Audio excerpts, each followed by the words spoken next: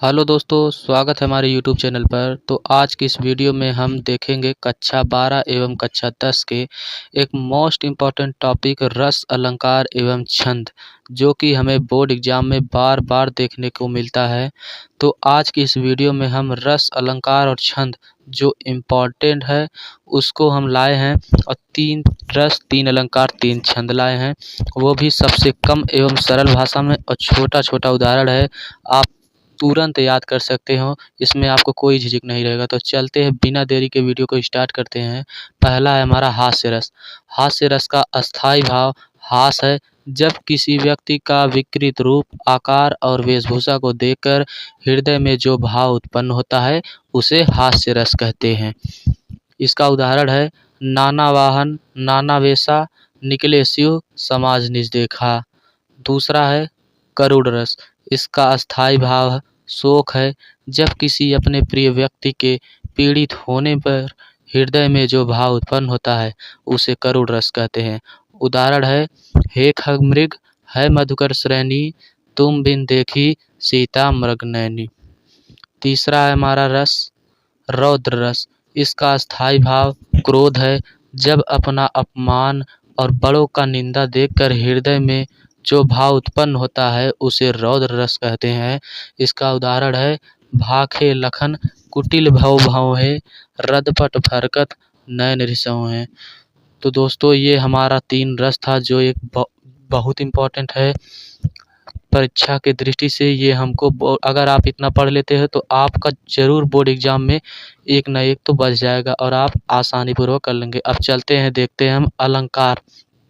सबसे पहले देखते हैं पहला उपमा अलंकार। ये भी हम 3 कराए हैं, और छंद भी 3 कराए हैं।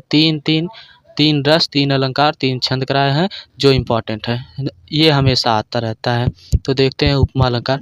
जहाँ एक व्यक्ति को किसी दूसरे व्यक्ति से तुलना की जाए उसे उपमा अलंकार कहते हैं। उदाहरण है, जैसे राधा के चरण गुलाब के समान कोमल है।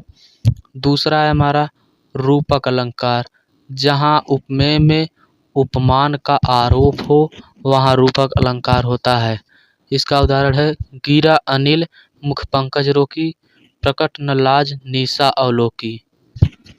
ये हो गया। और तीसरा हमारा अलंकार है यमक अलंकार। जहाँ भिन्न भिन्न अर्थों वाले शब्दों की आवृत्ति हो वहाँ यमक अलंकार होता है।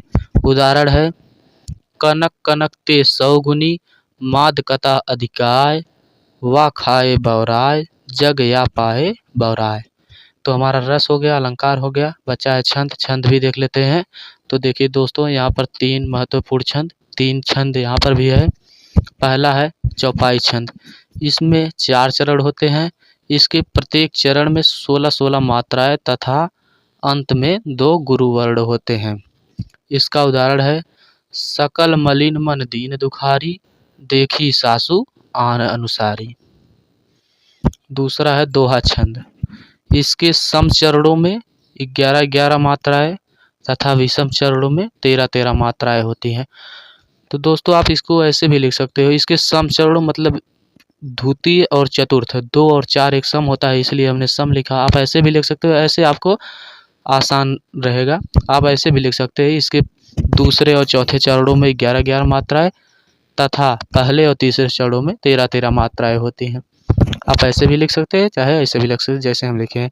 इसके सम चरणों में 11-11 मात्राएं तथा विषम चरणों में 13-13 मात्राएं होती है।